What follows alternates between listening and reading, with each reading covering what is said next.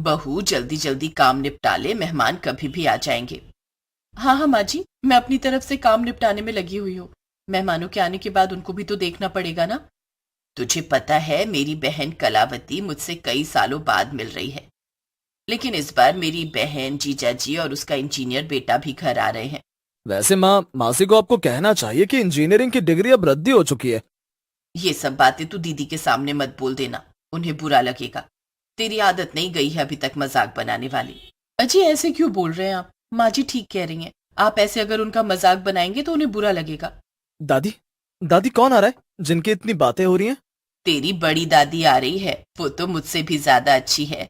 तुझे ढेर सारी चीजें खिलाने वाली है। क्या सच में वो दादी मुझे बहुत सारी चीज खिलाएंगी? हाँ, तभी जब तुम अपनी पढ़ाई पूरी करोगे। घर में सभी खुश थे। मेहमानों के आने की तैयारी चल रही थी। अब कुछ देर बाद ही शोभना की बड़ी बहन कलावती, अशोक और विनय आते हैं। अरे शोभना, तू तो एकदम ही बदल गई है। दीदी आप भी तो बदल गई हैं। इतने सालों बाद मिल रहे हैं हम। और जीजा जी तो बूढ़े हो गए। टेंशन से सारे बाल उड़ गए हैं उनके सर के। और विनय भाई कैसा है? सुना इंजीनियरिंग की डिग्री ली है तूने। इंजीनियरिंग की डिग्री का कोई फायदा नहीं भैया। माँ की जिद पर मैंने इंजीनियरिंग तो कर ली, लेकिन कोई फायदा नहीं। अब वही कॉर्पोरेट मजदूरी कर रहा हूँ। सबका यही हाल है। चल तुझे घुमाकर लेकर आता हूँ। अभी किसी को कहीं जाने की जरूरत नहीं है। घर आए मेहमान थोड़ा आराम करेंगे, उसके बाद कहीं घूमने जाएंगे। खाना पीना भी तो खाने दे उन्हें, नालायक। एक बेटे का बाप हो गया है, लेकिन अकल इसके अंदर बिल्कुल नहीं है। माँ जी मैं खाना लगाती हूँ, आप लोग फ्रेश हो जाइए। शोभना मेहमानों को उनका कमरा दिखाने ले जाती है। वहीं सुरेखा किचन में खाना लगाने की तैयारी में होती है। दूसरी तरफ सभी कुछ देर बाद खाना खाने बैठते हैं। खाने में नॉनवेज बना होता है और अशोक नॉनवेज की हड्डियों को भी ऐसे खा रहा था जैसे उसने कभी नॉनवेज ही नहीं खाया हो। मौसा जी बड़े दिनों बाद खा रहे हैं चिकन, तभी तो हड्डियां भी छोड़ने का मन नहीं कर रहा आपका। चुप कर नालायक, कैसी बातें करता है। अरे इन्हें तो नॉनवेज खाने की इतनी आदत है कि नॉनवेज देखकर इनसे रुका ही नहीं जाता। अरे ये तो कुछ भी नहीं, पिताजी तो एक बार बकरे का सर ऐसे खा रहे थे जैसे इन पर कोई भूत आ गया हो। तेरा बेटा भी मेरे बेटे की तरह कम दिमाग का लगता है। देख रहे हो ना भाभी जी, मेरी कैसे इंसल्ट हो रही है। क्या भैया आपको कम दिमाग के लगते हैं? नहीं नहीं, वो तो पूरे घर में सबसे समझदार है। मेहमानों के आने से घर में चहल पहल थी। सब खुश थे और सबसे ज्यादा अगर कोई खुश था तो वो थी शोभना, क्योंकि बहुत समय बाद शोभना अपनी बहन और जीजाजी से मिल रही थी। सब कुछ अच्छा चल रहा था। ऐसे ही मेहमानों को आए हुए कई दिन बीत जाते हैं। एक रोज शोभना छत पर बैठी होती है। दीपक, चंदन और अशोक बाहर पार्क में घूमने गए होते हैं। सुरेखा भी पड़ोस की औरतों के साथ बाजार गई होती है। अरे कलावती दीदी, रमेश भाई के बच्चे तो इतने बिगड़ गए हैं कि सुना है अपने पिता की एक नहीं सुनते। हाँ हाँ, मैंने भी सुना है वो अपने बाप की नहीं सुनते, तो हमारी क्या सुनेंगे। मैं भी आई थी एक रोज समझाकर। दोनों बहनें बातें करते हुए छत पर घूम रही होती हैं। तभी कलावती छत से नीचे झांककर अपनी बहन शोभना से कहती है, यहाँ से कुछ अजीब सी बदबू आ रही है, जैसे कोई जानवर मर गया हो। शोभना कलावती के कहने पर जैसे ही छत से झांकने लगती है, वैसे ही शोभना के कानों के पीछे से एक डरावनी आवाज आती है। तेरी मौत तो मेरे हाथों ही लिखी थी, अब मरने के लिए तैयार हो जा। शोभना जब पीछे मुड़कर देखती है तो उसके पैरों तले जमीन खिसक जाती है, क्योंकि कलावती चुड़ैल के रूप में बदल चुकी थी। उसके डरावने लंबे दांत, खुले हुए बाल देखकर शोभना डर चुकी थी, और जैसे ही शोभना पलटती है वो शोभना के दोनों पैर पकड़कर उसे छत से गिरा देती है। तभी सुरेखा का घर में कदम रखना होता है। माँ जी क्या हुआ आपको? आप छत से कैसे गिरी माँ जी? कुछ तो बोलिए। नहीं माँ जी, आप आंखें बंद नहीं कर सकती। माँ जी उठिए, कुछ तो बोलिए। हंसता खेलता परिवार क्षण भर में गम के माहौल में ढल चुका था, और हर किसी को हैरानी हो रही थी कि शोभना ने छत से कूदकर जान क्यों दी। ये सब तुम दोनों की वजह से हुआ है। मेरी मासूम सी बहन को इतनी भी क्या टेंशन थी जो उसने खुदकुशी कर ली। माँ को कोई टेंशन नहीं थी। मैंने माँ को कभी कोई दुख नहीं दिया, और माँ खुदकुशी नहीं कर सकती। आप लोग समझने की कोशिश कीजिए। जरूर माँ का पैर फिसल गया होगा और वो गिर गई होगी। बेटा तू हमारा मुंह बंद करवा सकता है, लेकिन गांव, समाज, रिश्तेदार, उनको कैसे समझाएगा कि शोभना ने खुदकुशी नहीं की है? बिल्कुल सही कह रहे हैं माँ पापा आप। और लोगों को कैसे समझाएंगे? हमें तो चुप कर सकते हैं आप। मैं मान ही नहीं सकती कि माँ जी ने आत्महत्या की है।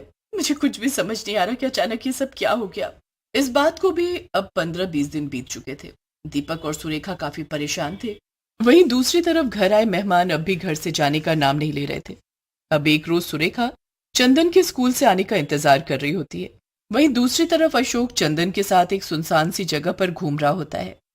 तुम्हें ये सारे बिस्कुट चॉकलेट बहुत पसंद है ना? खा लो बेटा, फिर हम घर चलेंगे।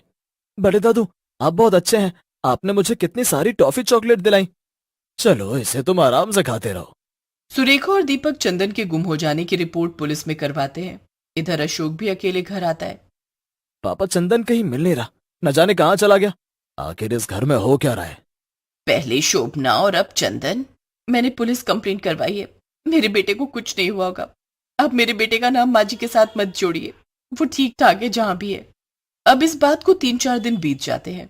चंदन का कहीं भी पता नहीं चलता। दीपक और सुलेखा बहुत परेशान थे। वहीं कलावती, अशोक और विपुल को इस बात से कोई फर्क नहीं पड़ रहा था। लेकिन करीब 1 सप्ताह बाद दीपक ऑफिस जाता है। वहीं दूसरी तरफ सुरेखा घर में अकेली थी। तभी किचन में विनय का जाना होता है। भाभी, आज आप बड़ी सुंदर लग रही हैं, बिल्कुल इस चाकू की धार की तरह। दूर रहिए। और ये क्या मजाक है? भाभी, देवर का मजाक तो चलता है ना। वैसे आज आप इतनी सुंदर लग रही हैं, उतनी सुंदर मरने के बाद भी लगेंगी क्या? क्या मतलब है कि मरने के बाद सुंदर लगूंगी? मतलब मैं क्या रखा है मेरी प्यारी भाभी। इतना कहने के बाद विनय भूत के रूप में आता है और सुरेखा के पेट पर चाकू से कई वार कर देता है। सुरेखा वहीं उसी वक्त दम तोड़ देती है। अब देर शाम जब दीपक घर आता है तो वो घर के बाहर भीड़ देखकर हैरान होता है। ये सब क्या है? सुरेखा को क्या हुआ? सुरेखा, उठो। नहीं, तुम मुझे छोड़कर नहीं जा सकती। सुरेखा।